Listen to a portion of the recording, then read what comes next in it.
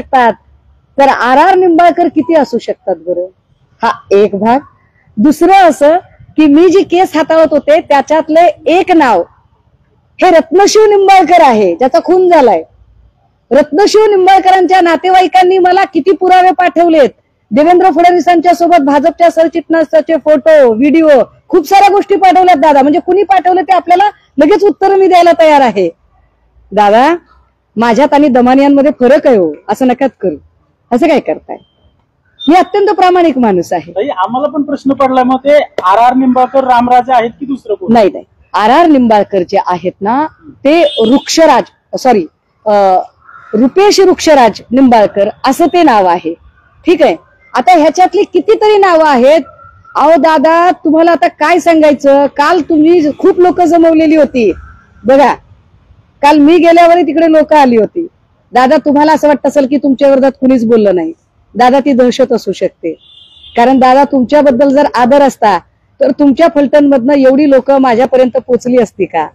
दादा, इतक्या लोकांनी ते सगळं काही मांडलं असतं का हो? की इतकी सगळी माणसं, इतके पुरावे दादा, आणि ह्याच्यावर सह्या आहेत बरं का खाली, आणि ह्याच्यातली प्रत्येक सही कुणी पण चेक करावी.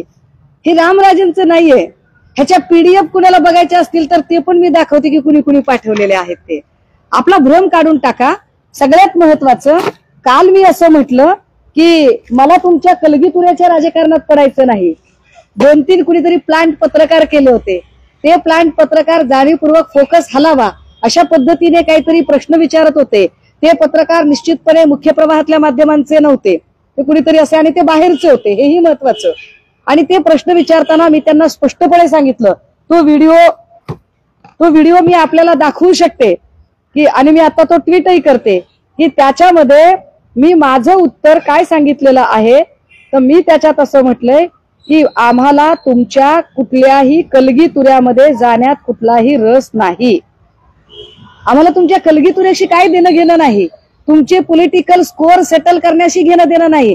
खरं तर रामराजे निंबाळकरांची मी मदत घेण्यात काही वाईट पण नाही तसं बघितलं तर. कारण रामराजे निंबाळकर हे राष्ट्रवादीचे आहेत, आमची युती आहे, महाविकास आघाडीचा भाग आहेत ते. मी त्यांची मदत घेऊ शकते, मी त्यांच्या घरी जाऊ शकते, चहा घेऊ शकते, बसू शकते. अहो दादा,